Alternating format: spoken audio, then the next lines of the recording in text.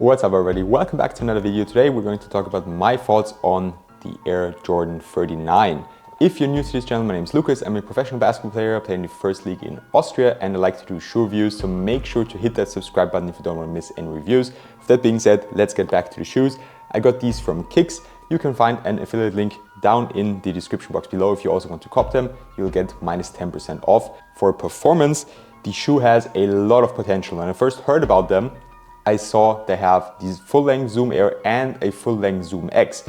And of course, if you've been following my channel, which I hope you've been doing, the Zoom X cushioning setup on the Nike GT Cut 3 is one of my favorite cushioning setups, maybe even my favorite cushioning setup of all time. It's so bouncy, it's still low to the ground, and it's so responsive. It's one, as I said, of the best cushioning setups on the market right now. And when I heard that the Jordan 39 would be using the same exact cushioning setup, I thought this could be one hell of a shoe, especially because I really like the Jordan 38 already. I like the cushioning setup, I like the materials, and I also like the design of the Jordan 39. I think they did a good job there. They got a lot of hate, some people don't like it. I actually do. I think a really cool detail is here inside of the tongue, a picture of Michael Jordan. That's really cool. I'm all for details on basketball shoes. And when I got them in hand and tried them on here in my flat, of course it's going to be a first impressions video, because I haven't been able to try them on court yet, they also felt amazing. Naturally, I watched reviews from Nightwing or from Sammy from the Sole Drop, and I heard that they were not too impressed. And I'm yet to try them on court, so of course I can't confirm or deny that, but I do see their points of concern, especially because the shoe doesn't have a shank plate, it doesn't have an outrigger, so torsional support and torsional stability is probably not going to be the best.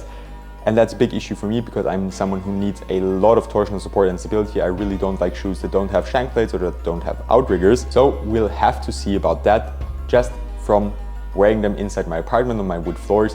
Traction setup, traction performance felt very good. We have a herringbone traction pattern going in all kinds of directions. We also have some circles in the heel and in the very forefoot of the shoe. And of course, it's a translucent outsole, and where we can see the full length Air Zoom unit. Underneath there's a Jordan brand logo as well. It's kind of upside down, which is a weird thing to do, but I like the design of the outsole, and it also grips the court extremely well, or actually the floor here in my apartment. The issue is that even in my apartment, and while I don't vacuum every day, I try to keep it kind of clean on the floors, they picked up an insane amount of dust. I'll put close-ups in the video, and that's also something the other reviewers had to say about them. They pick up dust like crazy, so that's for sure going to be an issue. If you play on clean courts, they are going to be excellent, and usually I play on clean courts, although you might think professional courts are always tip-top clean and no dust on them. That's not the case. There's also some really dusty courts we practice and play on, so I'm probably not going to wear them on those. But on clean courts, traction felt excellent, the grip felt very good, and here in my apartment I had no issues apart from this strong dust pickup I noticed when I was preparing for this video. The cushioning setup felt amazing, top tier right out of the box, just as I thought it would. Very comfortable, very soft, still not too high off the ground, which is always something I like, and I think that's one of the biggest qualities of Zoom X. And the support, I couldn't really tell much. I didn't feel unstable yet, but just by looking at it, you can see that you can twist it relatively easily because this plastic outrigger here is going all around the shoe. And if you compare it with some shoes that, for example, Way of Weight have been making, that also have a very nice and soft cushioning setup, they use a stiffer outrigger here, or a stiffer caging.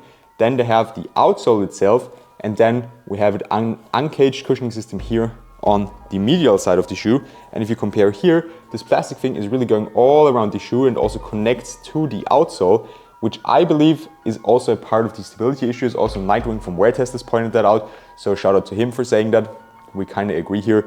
So we'll have to see. The materials, the last thing we're going to talk about, also very interesting. A few other reviewers said it's leather, but if you check the little tag that comes inside the shoe, it says it's synthetic, so I believe it's a synthetic leather. The fit is relatively similar to the 38s. They're not extremely wide foot friendly, but my extremely wide midfoot did fit relatively well. Of course, the materials are going to break in nicely and going to get softer over time. So I would recommend going true to size, and if you have really wide feet like me, the best option is to try them on in store. With that being said, that's all I have for you today. Let me know your thoughts on the Jordan 39. Do you like them? Do you hate them? What's your take on them? Have you played on them? I'll be very interested to hear your thoughts. That's all I have for you today. Make sure to subscribe, leave a like, and see you next time for more reviews.